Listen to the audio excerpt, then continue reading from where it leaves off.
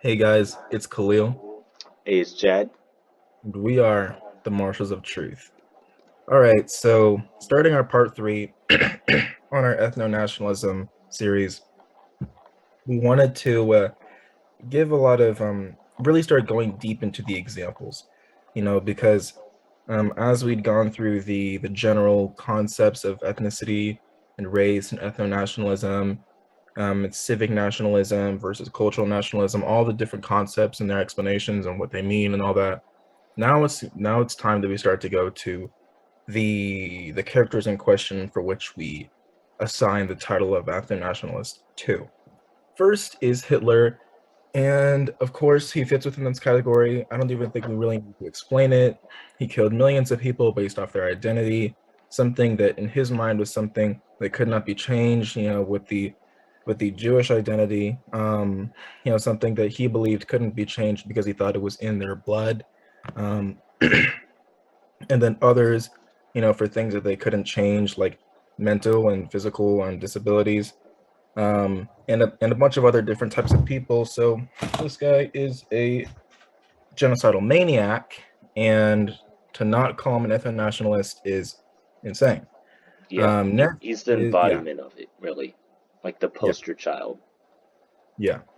And then with Mussolini, he is someone people don't really hear too much about because, we did describe him in Busy.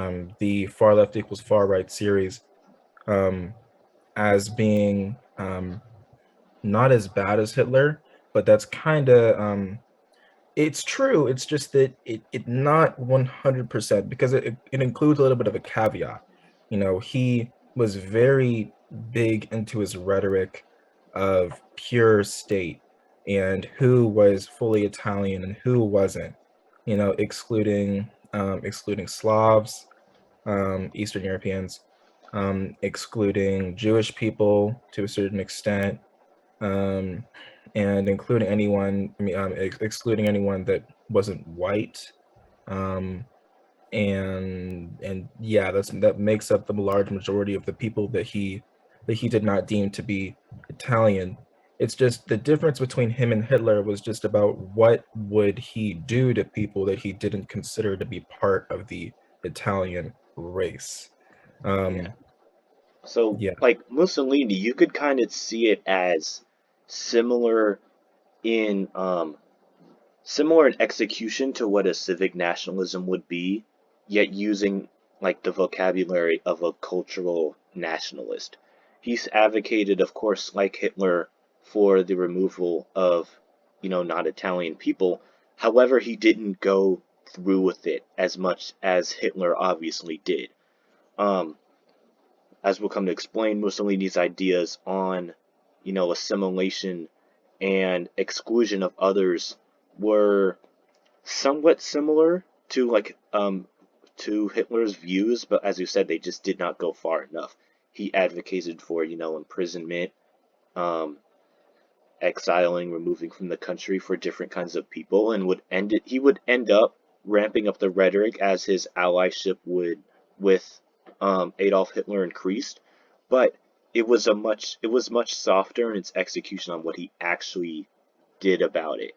So you could say, kind of in practice, it would be close to civic nationalism in that, wanting for the assimilation of outsiders into the country, for the greatness of the state. That was, the big emphasis of Italian fascism.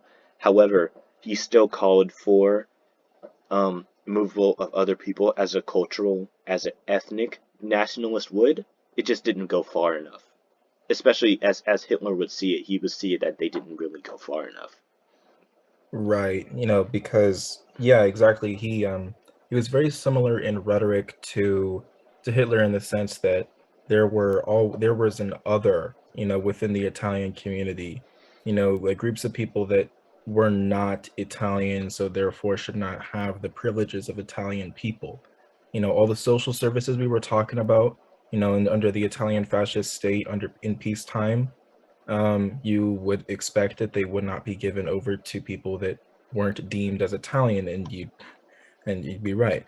Um, but to the people that weren't considered Italian, again, imprisonment,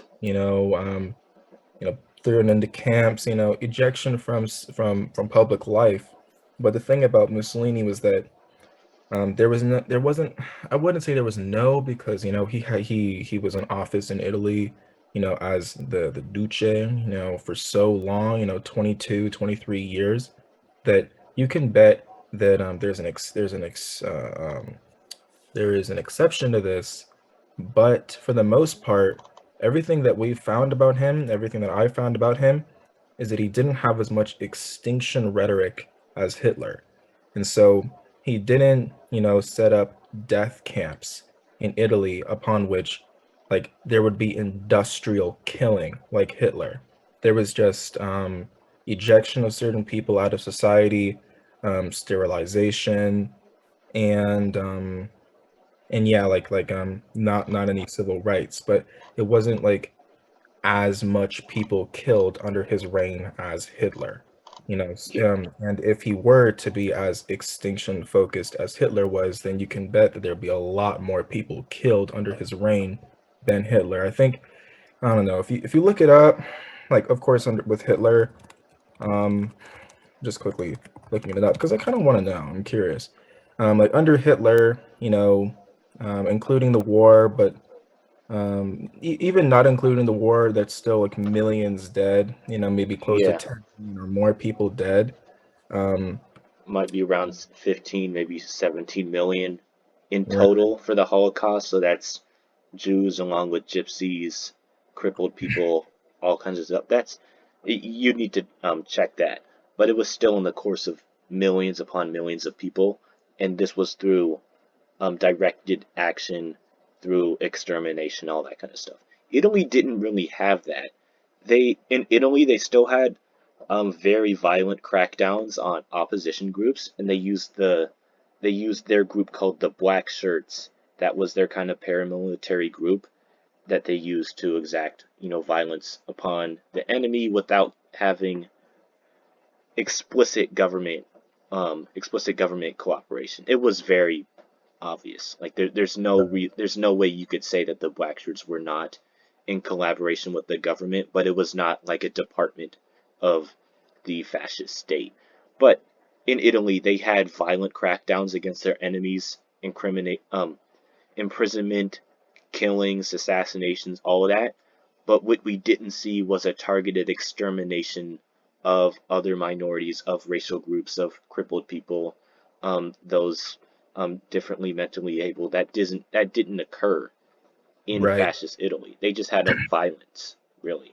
Like Ethiopia, his invasion of Ethiopia and his close to 10-year occupation of Ethiopia would probably be the biggest example of his of deaths being attributed to him directly.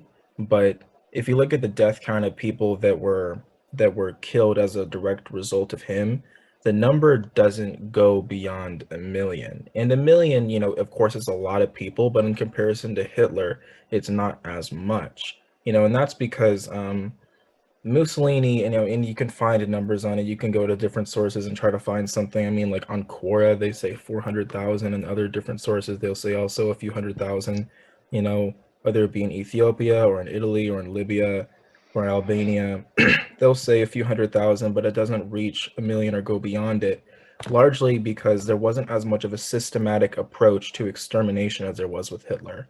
And that's something that needs to be noted, because with Mussolini, he had much more of a lean on, as Chad was saying, civic nationalism through the rhetoric of cultural nationalism.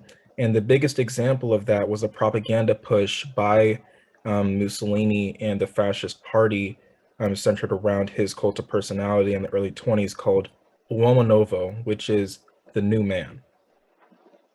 Oh yeah, I was just saying I want you to go more on about that. But that was his appeal to, as I see it, as a closer to a civic nationalism, in that is creating an idea, an identity, a culture for the people of the Italian state, in that it's not as focused on ethnicity as the Nazi regime was, or as other regimes were.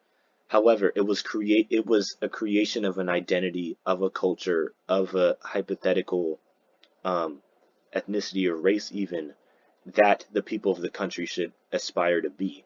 And that was still a nationalist idea. It was still close to it was still cultural nationalism, but however it was one that was invented, I mean, similar to the Aryan race, but not acting as if it completely existed beforehand, but it was one that was kind of created and tailored for the Italian state. And you could go on to kind of describe it because it's one that we hear of the Aryan race as Germany's example and the world's biggest example of a created ethnicity, one that doesn't really exist, but one that was made to um, further cultural nationalism, ethnic nationalism, to further the wills of a state in order to justify their expansion and their genocidal tendencies.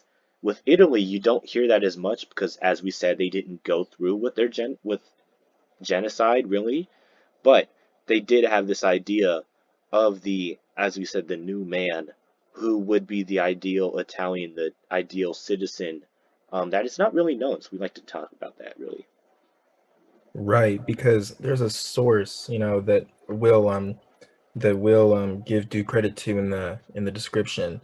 Yeah, Uh, that really went off on the explanation of Mussolini and kind of had a little bit of a confusing thesis to me, but it came around to the conclusion that again, Mussolini didn't advocate for as much extinction rhetoric.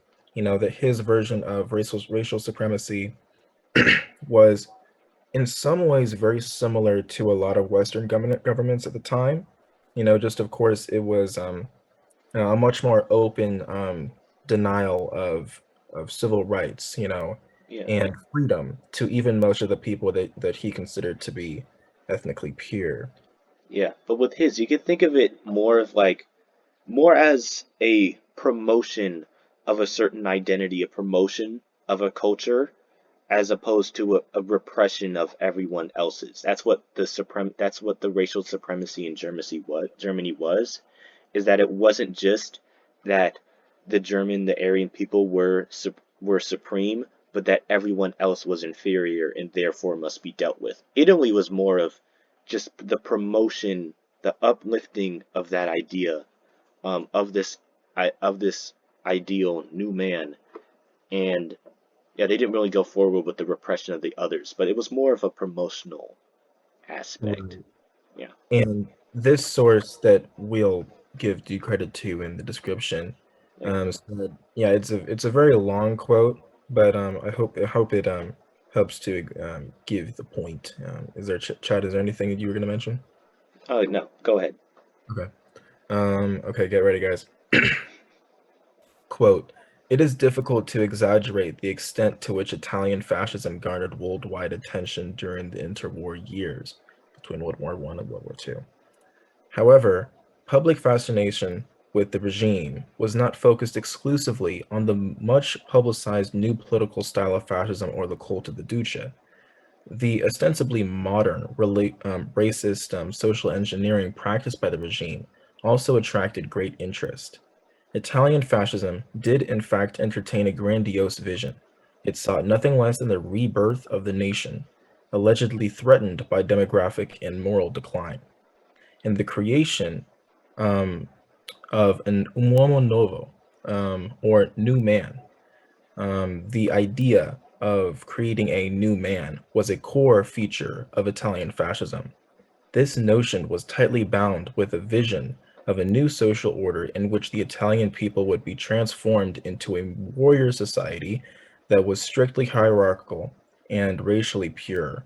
It was a vision that presumed human inequality and unequal rights, just as it presumed that the collective was more important than the individual. An inherent feature of this vision was social exclusion.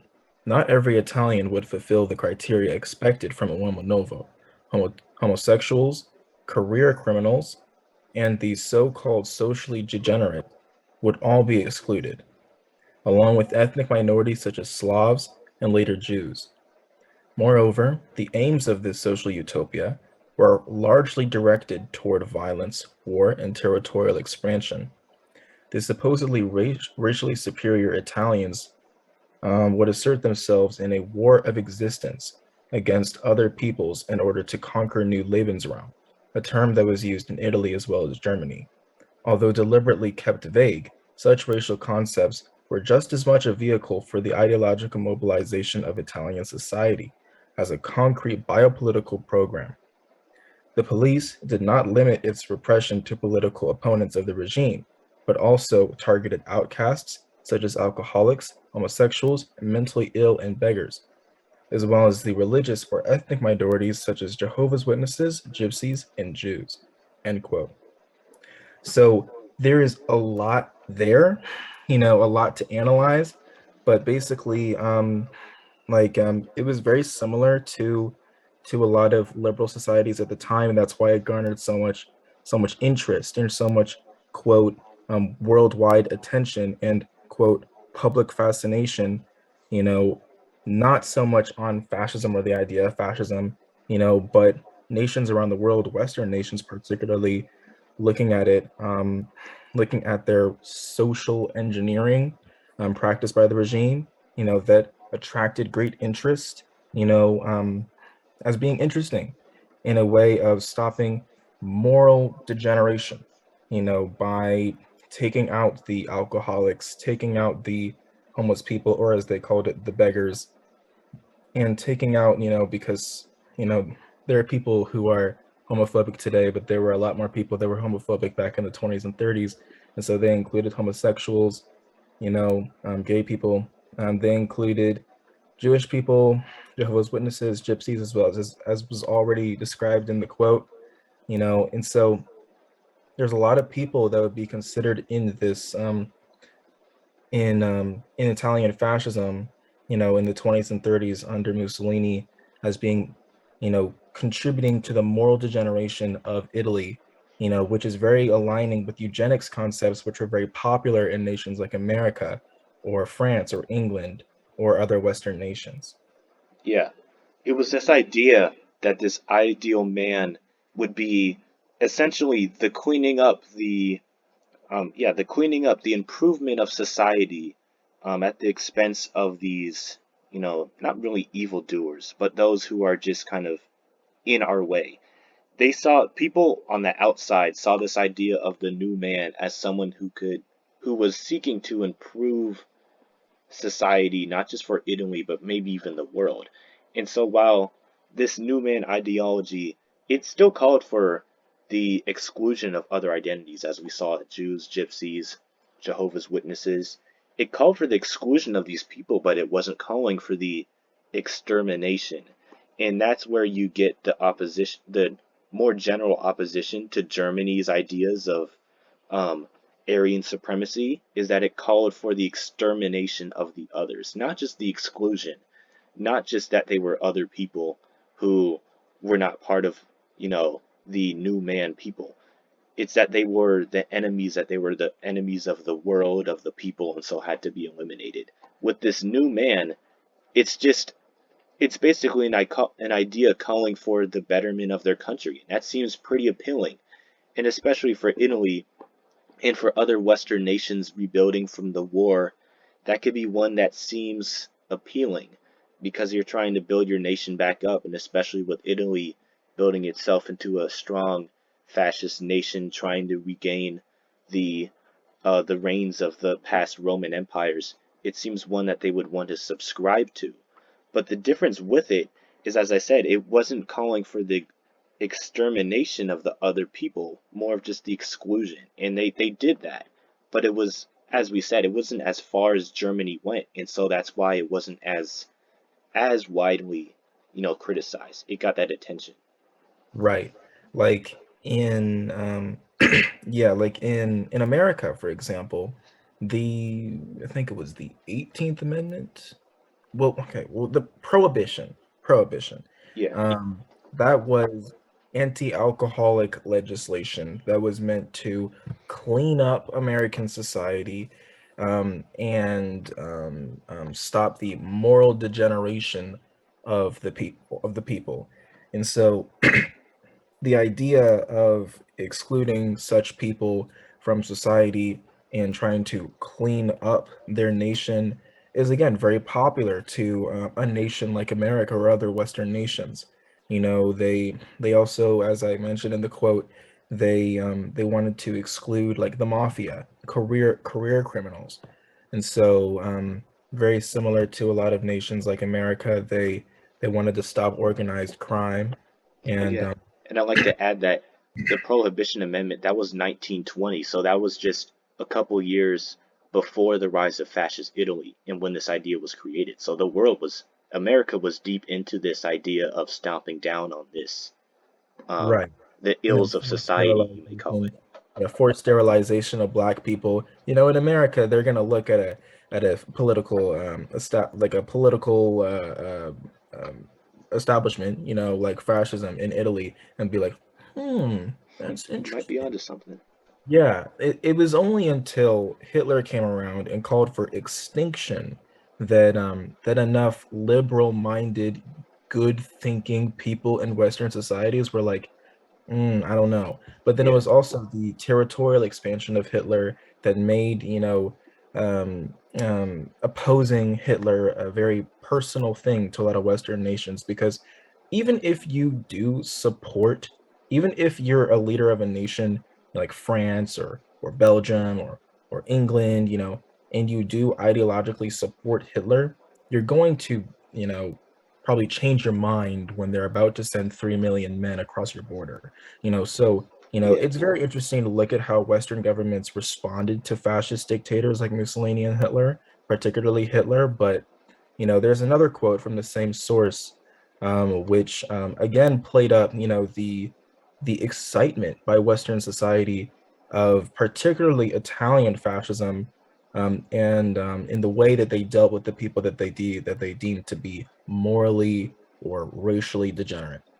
Quote, in the propaganda it disseminated abroad, Italy presented the global public with a bundle of measures aimed at saving not only Italians, but the entire white race. As Mussolini confidently proclaimed, he regarded the future of his nation as entirely contingent on its demographic development. A critical moment in this regard was his Ascension Day speech delivered on May 26, 1927, in which he made statements of basic policy with regard to race and demographics. Outside Italy, Mussolini's plan was to set up thousands of institutions designed to assist mothers and their children, created a sensation. The interest in the policy pronouncements of fascist Italy was so great that the New York Times published the entire speech, end quote.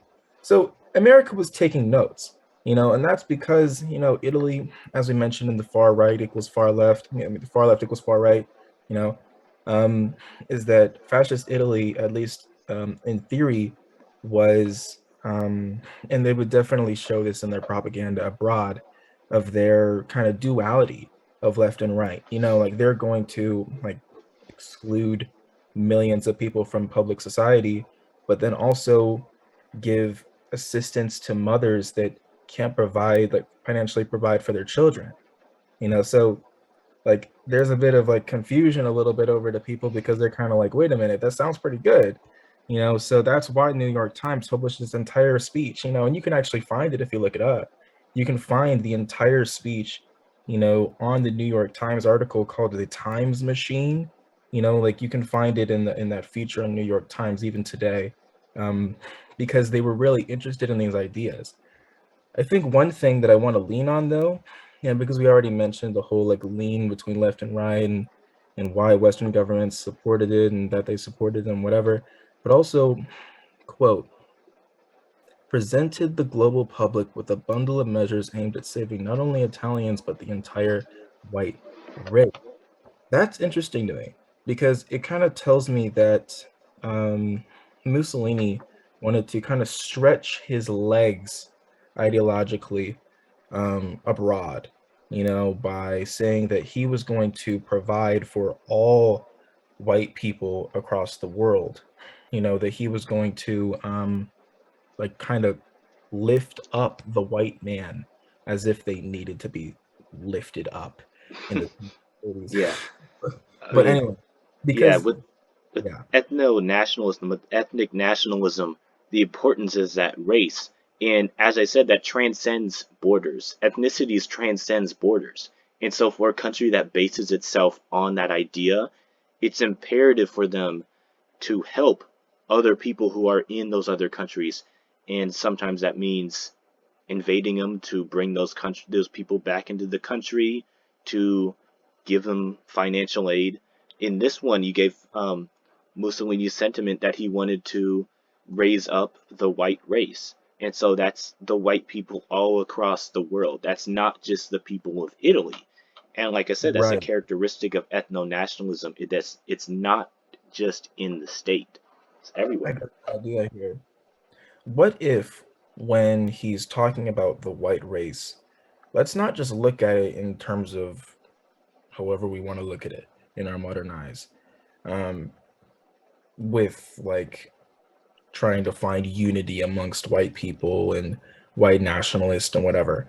Let's look at it through the terms that he would view the greatness of the Italian people, which is the third Rome, pulling back over to that historical unity of the Italian people, about how, as we mentioned in the far left equals far right, I think it was part two, part three, maybe, where we said that um, if you believe, like Mussolini did, that Italy is the father of the West because of its Roman and like history, then that means that you think that since you're an Italian, you are like the father of all white people in the world.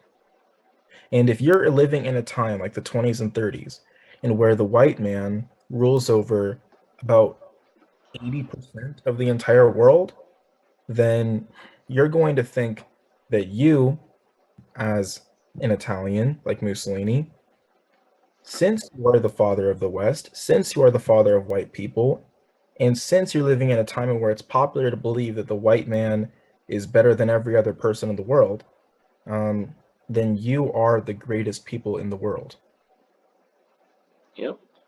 That's what ethnic nationalism is. That's the nationalism part. That you, as the people, are the greatest on the planet. And they back that up with the historical ideas. Italians' heritage all the way back to Rome and having the Roman Empire that spanned all across Europe, Middle East, North Africa, everywhere, in which ideas sprouted the liberal democracies that existed at the time. If you believe that those people are your people, you are the greatest people on the planet. You're the fathers of the world.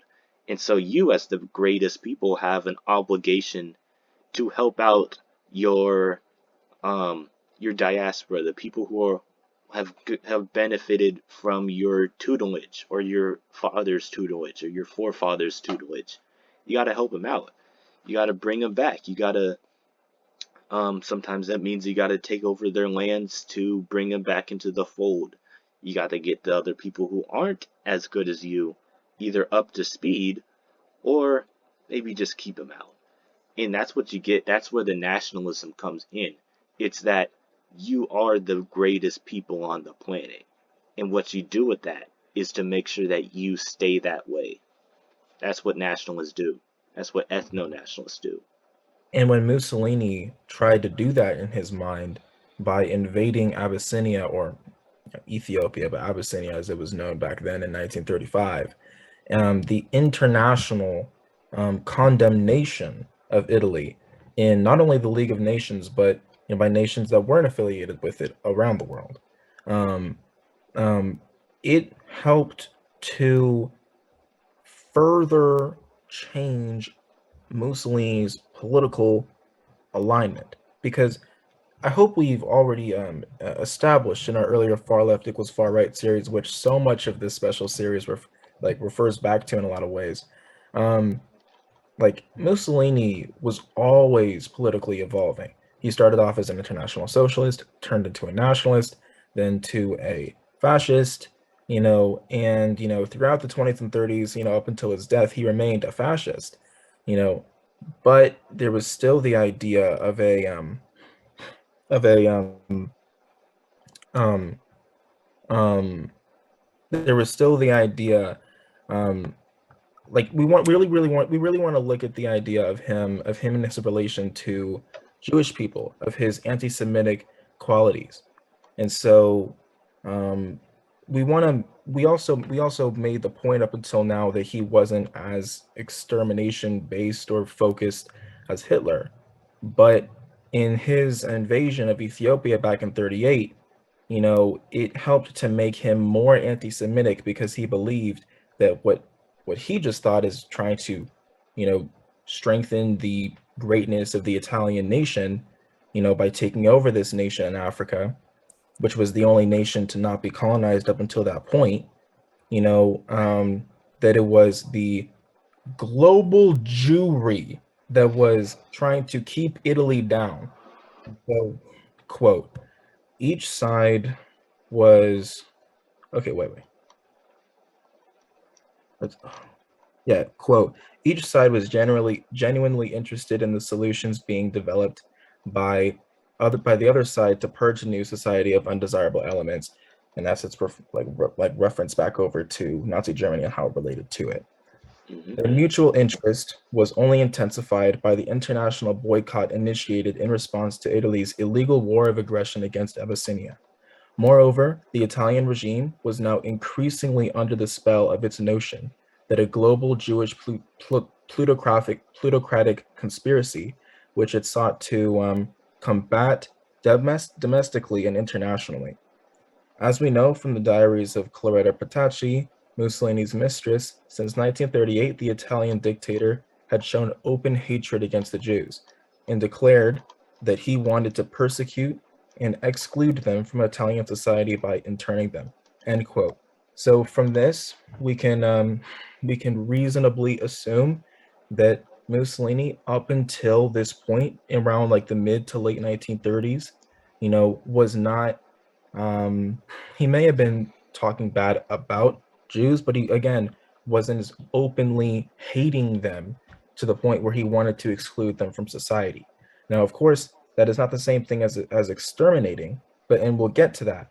But he became more anti-Semitic because of the idea that the opposition to his invasion of Abyssinia or Ethiopia was really a global Jewish plot. Yep. Common enemy is a great thing to strengthen your resolve with. And since he saw that as the Jews, he made the Jews his enemy once more. And as we kind of, I mean, this quote was kind of the nail in the coffin. I believe that you all can come to the conclusion that, yes, Mussolini was an ethno-nationalist, and while in comparison to Germany, he did not go as far in his execution of it, he still held those beliefs, he implemented them, and advertised them to the world, um, to like a certain extent. But we wanted to show that example again because one, Mussolini is not one you hear of very often. When it comes to ethno-nationalism, you hear of Germany more so. However, it still existed in their fascist regime, which, as we've shown in these kind of ones and in our last series, had very big characteristics with fascist Germany and also with some things, beliefs on the left. Right. So we're about to get timed out on um, our Zoom room that we have here when we do these recordings. But before that runs out, I just want to really quickly read off what is again, I think the biggest nail in the coffin for Mussolini. I already mentioned, with the invasion of Ethiopia, that, and I think I can do this in the time, Chad. I'd already mentioned like with his views of like the invasion of Ethiopia and how he became more anti-Semitic because of like the whole global Jewish plot and whatever, and how you might assume that that might lead to something, you know, and it did, because quote, collaboration between the regimes in the area of population management did not stop at the exchange of ideas, however. Indeed, they engaged in tactical collaboration in the international battle against their enemies in order to cleanse their societies. For this purpose, the German-Italian Police Agreement, a momentous secret pact, was signed in April 1936. The agreement provided for the comprehensive reciprocal exchange of information about suspicious persons. It also enabled police forces to transfer suspects outside the country under exclusion of diplomatic negotiations, thus contravening the principles of international law in force at the time regarding extradition. All of the participants clearly understood that this provision authorized government abduction across national boundaries. Elaborate organizational structures were created in Germany and Italy to facilitate such law enforcement collaboration. Liaison offices were set up at the embassies of Rome and Berlin, each of them headed by a police attaché who supervised a staff of with several workers, thus represented an entirely new category of office, since previously there had only been military attachés. In Italy, there were also German representatives embedded in the provincial police districts as to make it easier to discover opponents to the German regime who had fled across the Alps. Finally, a hotline was set up in Rome connecting the German police representatives and the Italian Minister of the Interior, who could be directly reached day and night. Altogether, 15,000 individuals found themselves in the crosshairs of this repressive apparatus.